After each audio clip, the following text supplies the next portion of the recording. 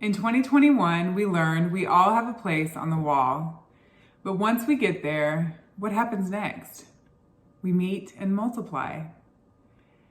If you haven't yet, check out the latest podcast episodes that wrapped up our season 2 of Deeply Rooted, a podcast by Planting Roots. In a 2-part discussion, you'll learn some great insight and tips about choosing a church versus the chapel. Ultimately, we are called for community. So where you get connected isn't nearly as important as getting connected. Our prayer coordinator, Michelle Heeb, made an excellent point when she said, our virtual churches are amazing and they serve a great purpose. But when the rubber meets the road and we need someone to watch a baby while we take an older child to the ER, or when tragedy hits and you just need some physical support, the local church is where you find that support. Each Tuesday at 2:30 p.m., Corey goes live on Facebook. During our chats this month, Corey described our theme for 2022 and discussed our theme verses for the year. Acts 2:42 through 47. And they devoted themselves to the apostles' teaching and the fellowship, to the breaking of bread and the prayers. And awe came upon every soul, and many wonders and signs were being done through the apostles. And all who believed were together and had all things in common.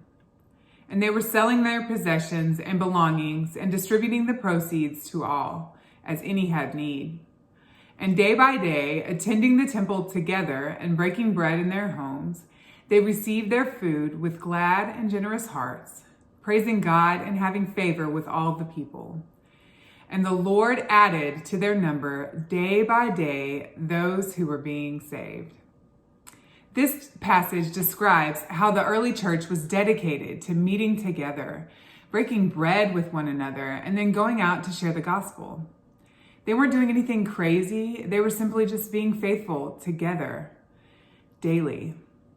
What a perfect example of what we're supposed to do as believers. Are we dedicated to meeting together? Do we daily seek to live faithfully for the Lord alongside other believers? As part of the Bible study team, I began studying this very passage in spring of 2021. We dug into each chapter of Acts and dissected what it really meant to be a Christian and walk alongside other believers. And the word makes it clear, we are meant for community. Muriel Gregory, the author of our next study, also challenged us to read several books from Christian authors on the topic. Letters to the Church by Francis Chan and Flesh by Hugh Halter were 2 works that compelled me to make some changes in my own life. Reading through these life-changing works alongside the book of Acts convicted me in such a good way. I knew I needed to make more of an intentional effort to surround myself with other believers. Prior to studying Acts, I had hosted less than 5 visitors outside of my immediate family in my home. We'd been stationed here for nearly 2 years, and I still hadn't invited anyone in. So I decided to begin hosting luncheons and meetups. And as I began to have women over, I learned that I didn't have to have it all together. My floors could be dusty, there could be dishes in my sink. You know, the process of letting go of that perception really helped me lean into my guests and get to know them on a deeper level. And I have gotten to know some beautiful women in the process.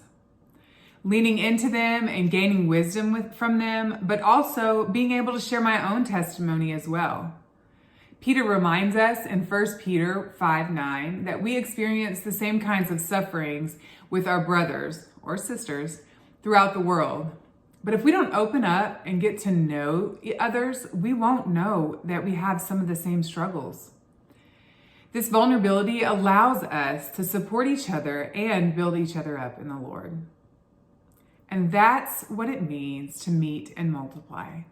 Getting to know one another, learning about the struggles that we all have so we can pray for each other, and then rejoicing when the Lord answers prayers that we've been diligently seeking Him for. Jesus warns us in Matthew 12:30, "Whoever is not with me is against me, and whoever does not gather with me scatters." So when we're scattered, we don't have the strength of other believers to lean on. We can hide our sin and give the enemy a direct line to destroy us.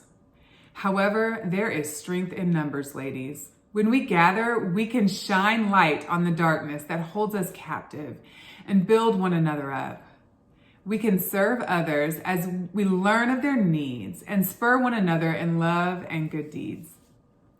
So rather than being a people who scatter, let us devote ourselves to meeting together and breaking bread with one another, so we can fuel ourselves to then go out and spread the good news of Jesus. Now, our challenge here at Planting Roots is that we are all located in places around the world. So breaking bread with one another isn't that easy. But it's also the beauty of it too. Being scattered by God using the military system allows us more room to spread the gospel. And as we are fed through our virtual connections, we can then go into our local communities and pour into them. This month, we started our Coffee and Connect meetups, where we get together virtually to get to know one another. Make sure to keep an eye out for the next one that is on February 24th. Each week, our prayer coordinator, Michelle Heath, meets us on Facebook to give a short devotional and pray for the needs of our community. If you have anything you'd like to pray about, don't hesitate to reach out. Prayer is a powerful tool, and we are strengthened when we pray together. So I'll leave you with this challenge. In your local community, look for ways to connect. Is that inviting a neighbor over for coffee? Or how about inviting someone who is older or younger than you out to lunch? How can you find ways to break bread with other believers this month?